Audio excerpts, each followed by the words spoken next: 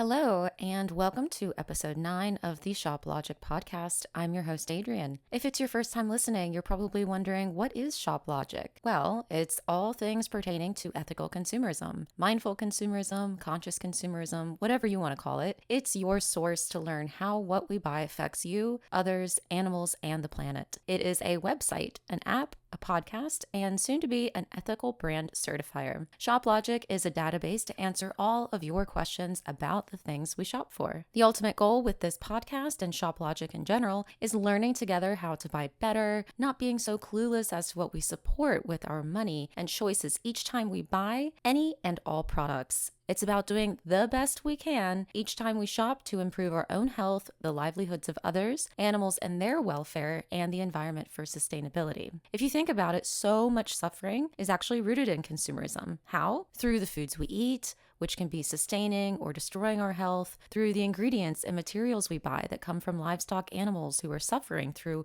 exploitation in factory farms, through the toiletries and cosmetics we purchase that are tested on animals, through the petroleum and palm oil ingredients and products that destroy our planet, and other aspects of environmental sustainability like deforestation, water and carbon footprints, etc. Our buying choices are going to either support or defund companies behind it all, which is why it's best to know what brands to support, what to watch out for, and put back on the shelf, and how each small choice you and I make ultimately makes a big difference. So I'm Adrian. Aside from being your podcast host, I am the creator of ShopLogic. I'm very passionate about providing ethical insight for others and sharing what I've learned so we can make better buying choices that will positively affect our own health, animals, people, and the planet. So who are you as a listener? You want to know more about what you're buying. Simple as that. Maybe you're curious about going plant-based vegan, how to read labels or ingredients, materials, and which brands to avoid or support. On today's agenda, we have Easter commercialism. What's wrong with eggs? Are they ethical? Are there health side effects? Easter brunch vegan alternatives, candy ingredients. Are they toxic, vegan? And taking a look at religious abstinence from eating meat during Lent. So to get right into it, we are coming up on the Easter holiday season.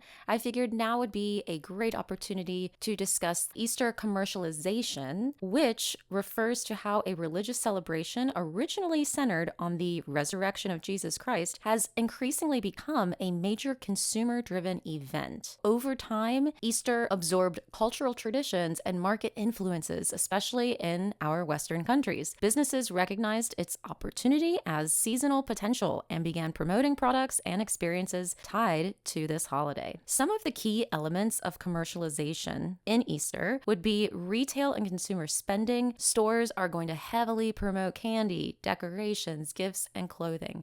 If you've been out and about shopping like I have and always do, you've probably noticed it's Easter coming up just around the corner. Popular items include chocolate eggs, marshmallow chicks, and baskets, and major brands like Cadbury and Hershey's drive seasonal sales. So the Easter Bunny and symbolism, the Easter Bunny became a central marketing figure, and eggs, by the way, once symbols of a new life, are now widely used in the games and candy products. So advertising campaigns encourage gift giving and family purchases. Also, social media trends are going to be like Easter outfits, brunches, Easter egg hunts, which amplify our consumer behavior. So of course, a lot are going to argue it shifts away the focus from Easter's spiritual meaning. Similar concerns are raised about different holidays like Christmas and Halloween. So some religious groups emphasize returning to worship and reflection. But this Easter commercialism persists because it blends religious, cultural, and economic traditions. Businesses obviously benefit from predictable seasonal demand. Families enjoy the fun, secular aspects alongside or instead of religious observance. So a big part of Easter spending is definitely the chocolate and the candy. Ethical improvements may include using certified cocoa like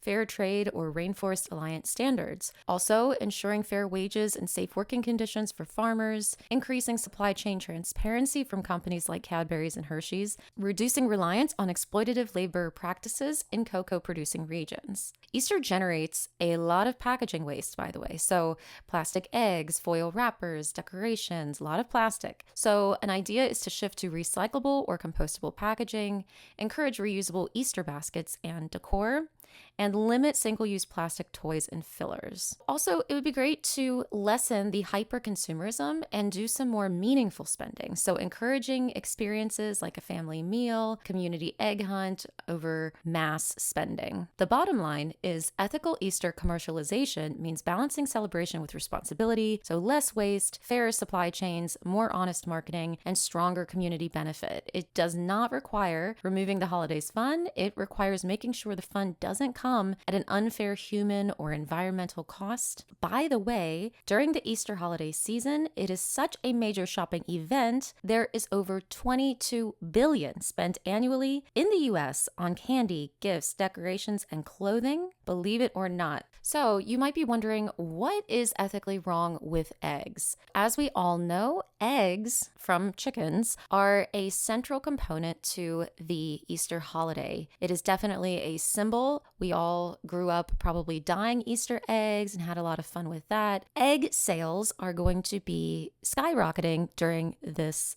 season. But you might be wondering, what's ethically wrong for eggs?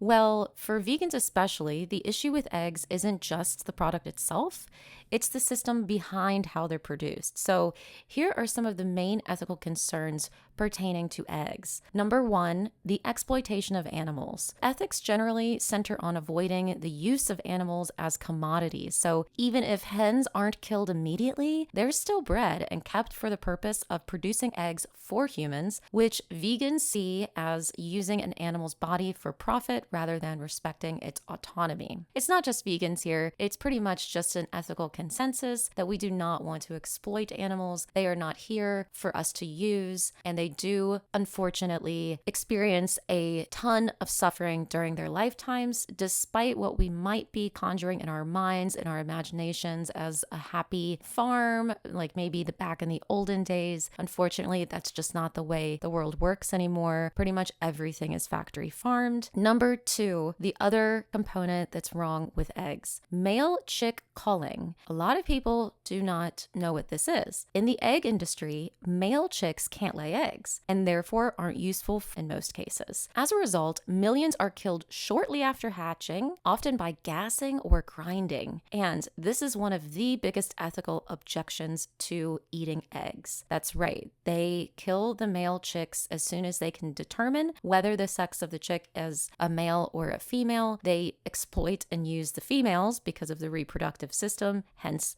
the laying of eggs, and therefore deem the males unsuitable for business, because at the end of the day, sadly, with these industries, it's all about profit, not about ethics. Number three, selective breeding and health issues. Modern hens have been bred to lay far more eggs than they naturally would, often 250 to 300 per year instead of around just a dozen in the wild. This can lead to so many health problems like calcium depletion and fractures and other reproductive disorders for these poor hens. Number four, living conditions. Even in this cage-free or free-range systems, hens are often kept in large numbers, and practices like de-beaking, so that means trimming beaks to prevent pecking injuries, are common. Some argue these conditions still prioritize efficiency over the animal's well-being. Number five, slaughter at the end of productivity. When a hen's egg production declines, they're typically slaughtered anyway, even if they could live longer naturally. So if you think you're just buying eggs and that the chickens are living nice, happy lives, you're also actually supporting the meat industry, because when they are deemed no longer useful for reproductive purposes, such as laying eggs, they will be slaughtered anyway. What about these backyard eggs or ethical eggs? So some might argue that eggs from well-treated backyard hens and small farms are different, but vegans, for instance, still would object because the hens usually come from the same breeding systems, which involve the chick culling, the killing of the male chicks, and the principle of using animals for human benefit still applies. Even well-cared for hens may suffer from the effects of intensive egg laying. To summarize, the concern isn't just cruelty in extreme cases, it's the broader idea of animal use and the hidden harms built into the egg production systems, even when they might appear appear to be humane. That's why, since we can't really see with our own eyes what the backstory is behind what we're buying pertaining to animals, that's why we err on the side of caution and say, no, thank you. I don't want to support that industry because of all of the likelihood, potential that could be inflicting suffering on those poor creatures. And if you add a health perspective pertaining to eggs, the concern shifts from ethics to how they might affect the human body. Eggs can be nutritious, but there are some potential downsides. A lot of people might stock up on eggs trying to build muscle in the gym and trying to get fit and think to themselves, oh, this is great, this is protein, this is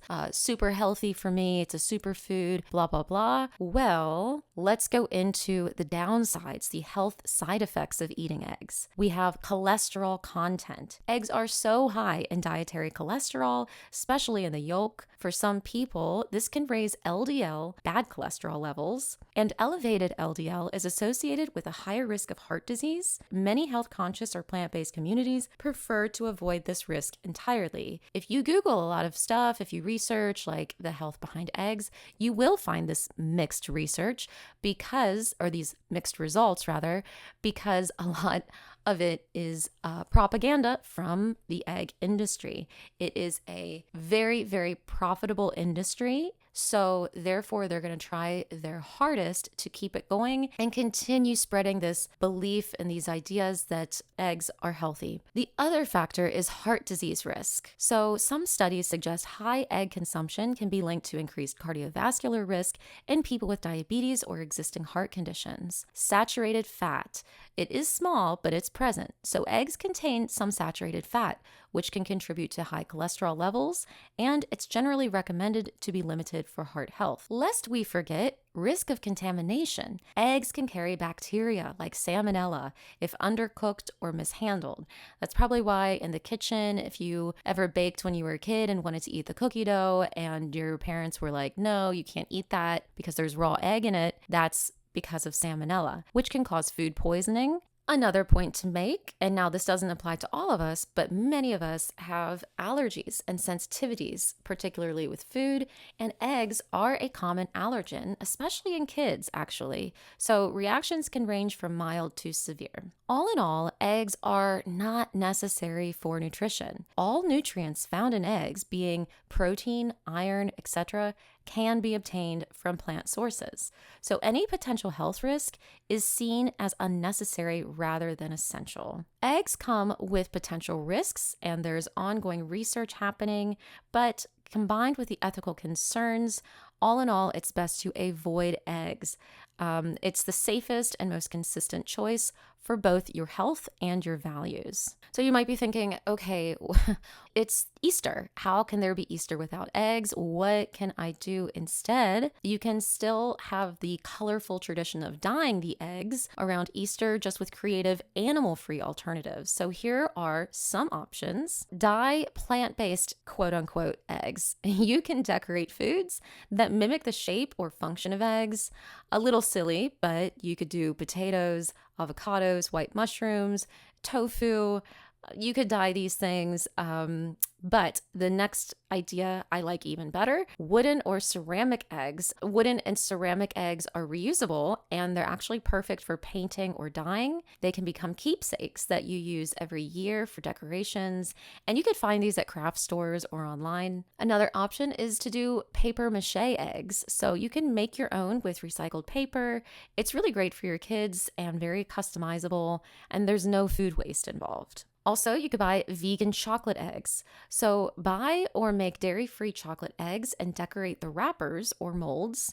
Many brands now offer vegan Easter treats. They're hard to come by, but they do exist. I like this idea too.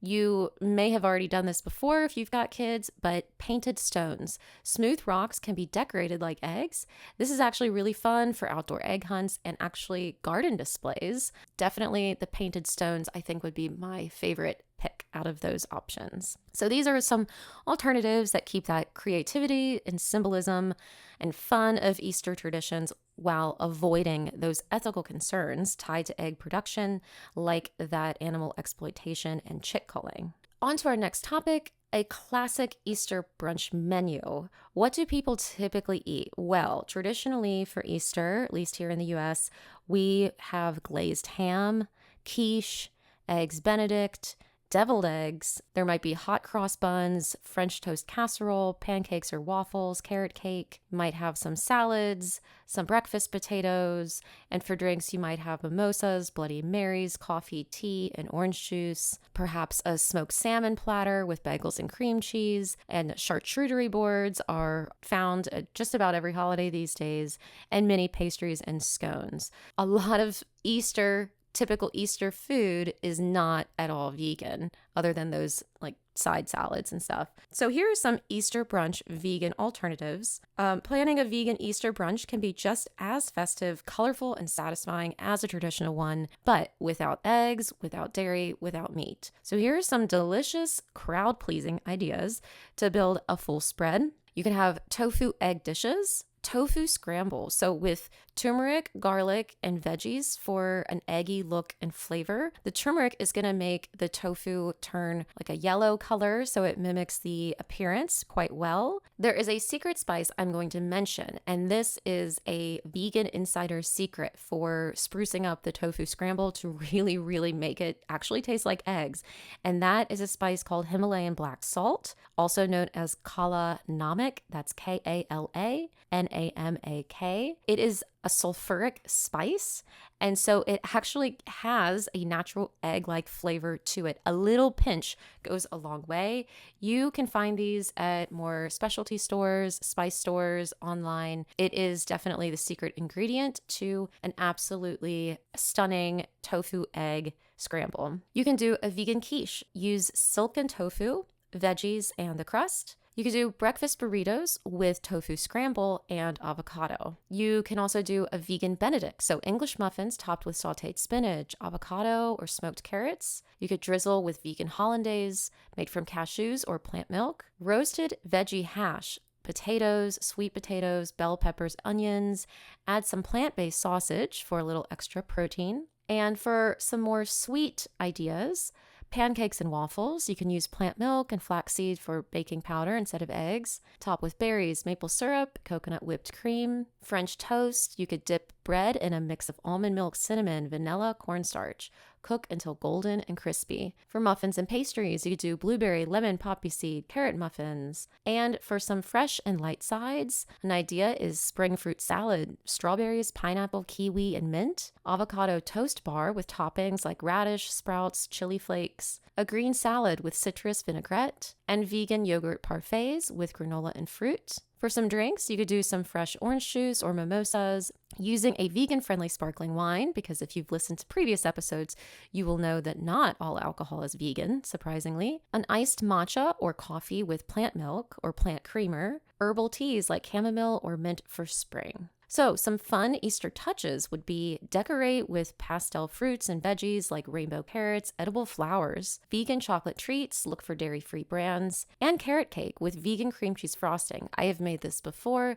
It is really easy and very much like the traditional recipe. The vegan cream cheese is out of this world. Very easy to just Google some of these recipes. Another thing I might want to mention is the Just Egg brand. This is not a sponsored podcast, by the way, at least not at this time of this recording.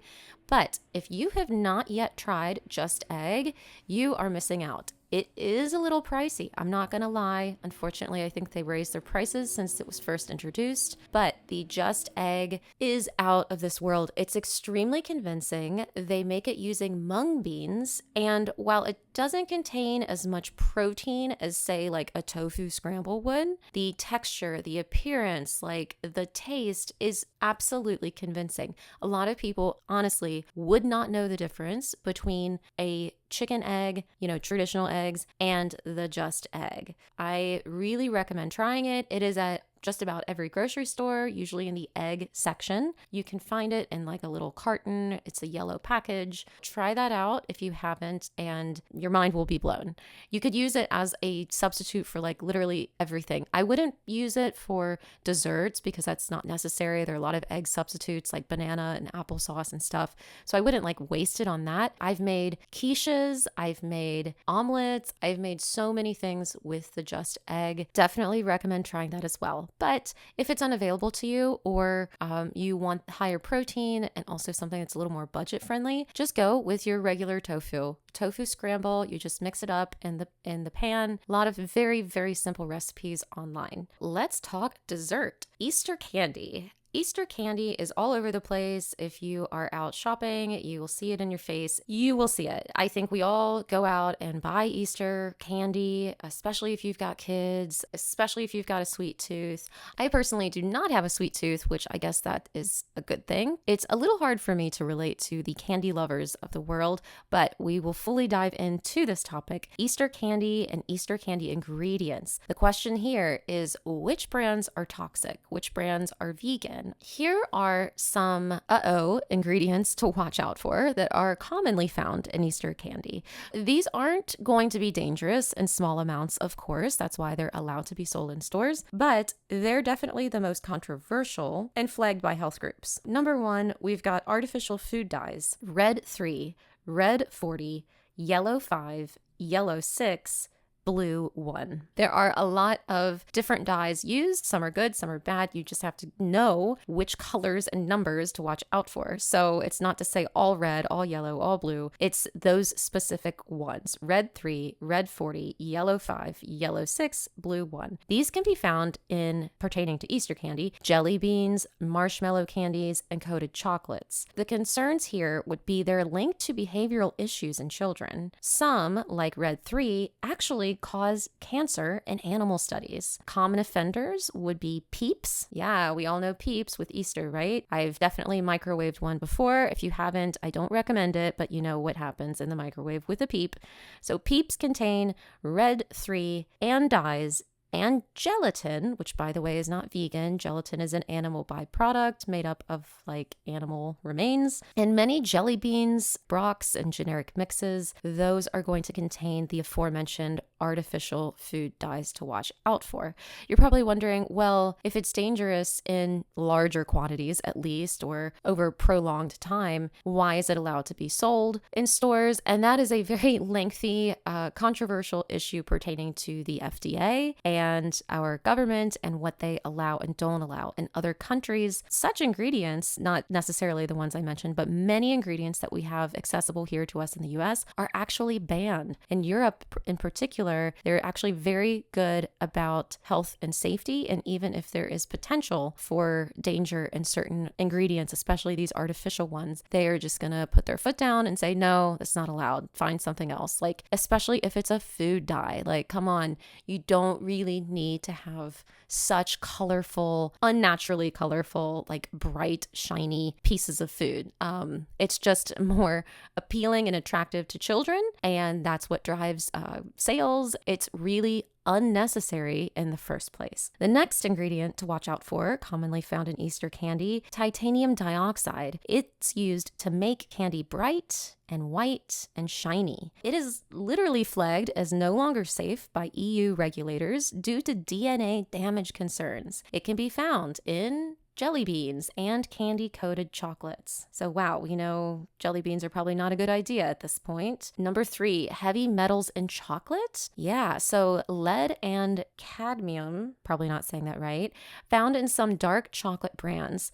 And the risk will depend on the brand and the sourcing. Yikes. I know that there can be heavy metals found in spices, but I was not aware that it would be found in chocolate. That's crazy. Next up, animal-derived additives. So these aren't necessarily toxic, but they are not vegan and they are controversial. Gelatin, as I mentioned, it's not vegan. It is made from animal bones and skin. And gelatin is what that does essentially. If you've had Jell-O, okay, you know what Jell-O is, that like jiggly mold texture that it can create. That is what gelatin does. So that is made from animal bones and skin. And It's kind of an adhesive type of texture thing. Carmine. Carmine is an ingredient which is actually sourced by crushed insects. Yeah.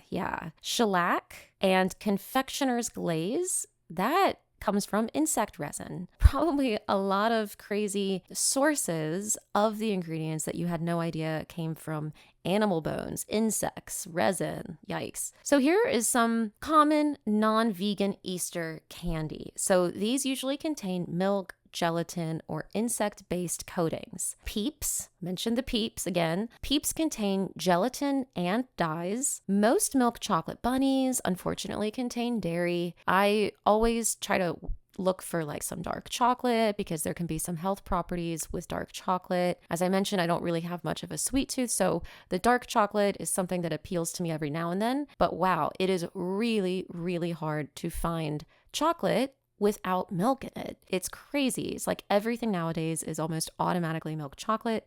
It's so not necessary. But yeah, most milk chocolate bunnies are going to have dairy. Many gummy candies are going to have gelatin. Again, with the gummy, the texture, the jiggly stuff. Some jelly beans are going to have shellac and therefore not vegan. Big brands are often not vegan, being Hershey's. A lot of their products contain milk chocolate and butterfat, and traditional Cadbury eggs also contain milk. Starburst jelly beans contain shellac. So here are some vegan, or as the vegan community calls it, accidentally vegan Easter candy. Accidentally vegan means maybe the company did not necessarily create such a recipe for their product to appeal to the vegan community, but it just happened to be vegan. Like that's what they always say about like Oreos, for example. Oreos are vegan, but that was not the intent, just happens to be that way. Here are some cleaner, intentionally vegan brands. These brands avoid animal ingredients, and many also skip those artificial dyes. Yum Earth is organic with no artificial dyes. Jax, but this is spelled SJAAKS,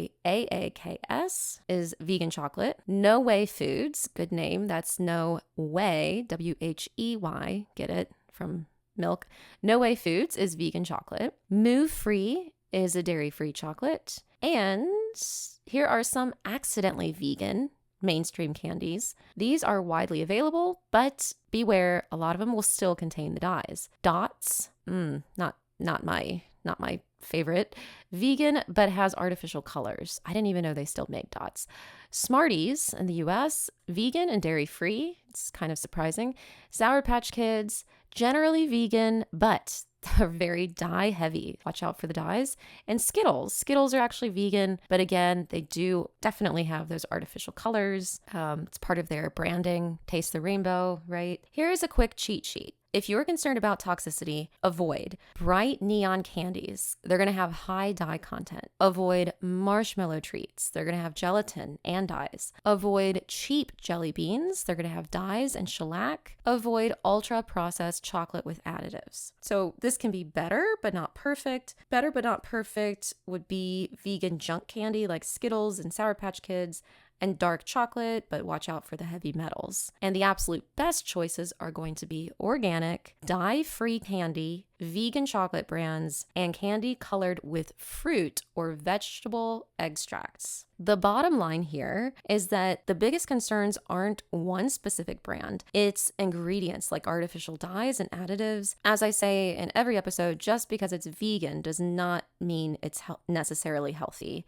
You can still get dye-heavy vegan candies. And the cleanest options are organic, dye-free, with a short ingredient list. That is a great rule to follow, generally speaking, when you're out shopping. If I turn over a product, which I do pretty much every time before I buy something new that I've never seen or heard of before, and I see the ingredients list, if it's just a couple ingredients and I know the status of those ingredients is vegan or, something that's relatively healthy or not too toxic, great. If I see the ingredient list and it's like 20, 30 different ingredients, especially ones that you can't pronounce, that you've never heard of, very long, complicated names that are likely chemicals, I put that back. I am not going to buy that. The short ingredient lists are always the better ones. By the way, now would be a great time to mention, if you have not yet checked out the ShopLogic app, It is a free app that I created. It's essentially a database that gives you really quick information on brands and ingredients and all kinds of things.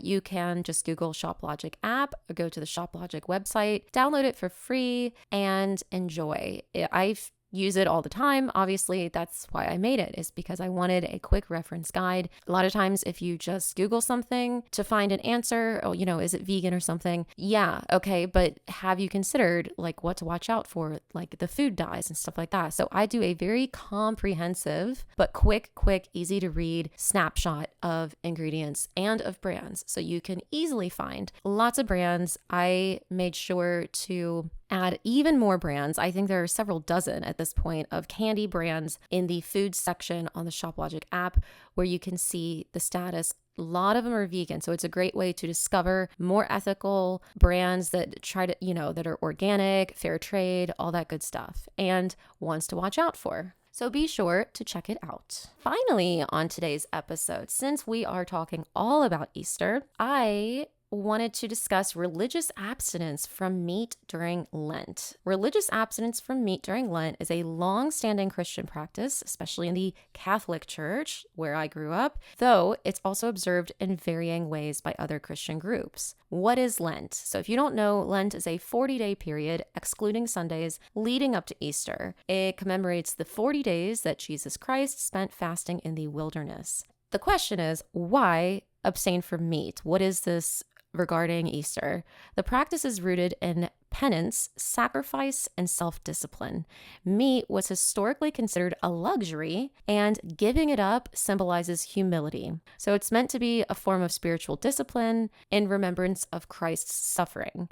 It encourages believers to focus on prayer, charity, and repentance. Fish is typically allowed because it has traditionally been categorized differently from meat. Now, if you ask me, no, I'm actually no longer Catholic. I am spiritual. I do have values and ethics and beliefs, and I, above all else, try to be compassionate towards other humans, myself, animals, and the planet. Hence this entire podcast, this entire ShopLogic creation that I've made. I've always thought fish is obviously an animal too.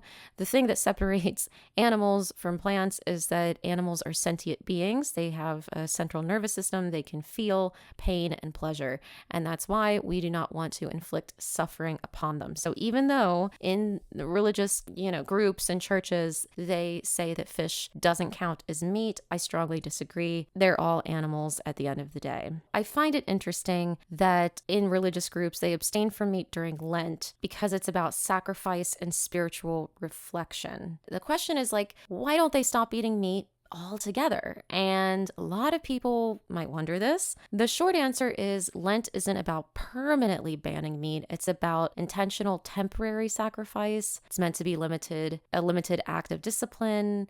Unfortunately, in religious groups, meat itself isn't considered bad. Symbolism matters more than the specific food. The practice isn't trying to eliminate meat forever in their eyes. It's about choosing a meaningful sacrifice for a defined time to build discipline and spiritual awareness. And that's the thing, is they're not giving it up because they're thinking about the animal welfare or environmental sustainability or the cholesterol and the potential cancer-causing components of eating animal products and byproducts. Instead, it's more just tradition. I think that it should be more about the animal. It should be more mindful and compassionate. That would be a better objective, and it should be all the time. That is why vegans are vegan. It's not just a diet, it's a whole lifestyle. It's a whole philosophy behind it. And ethical consumers feel the same way. They do not want to inflict suffering on other animals. I always find irony, or rather hypocrisy, I think that's a better word, in certain religious groups when they are promoting compassion and kindness and love and all of these things, wholesome components to each other, but then they're eating meat. I find it to be very conflicting. That is about the end of today's episode, and it was all about Easter. It's okay to break tradition given the information that we have today and given the options that we have. Back a while ago, we were not aware of such things, of these industries that exploit animals, but now we have that transparency. We know better, and we have alternatives. We have options. So I really hope you take something from this and learned a little bit, enjoyed the info I provided. And be sure to check out the ShopLogic app, the website, the podcast. You can follow it, like it. Also follow on socials. And that's all for today's episode. As always, thank you so much for listening. Bye.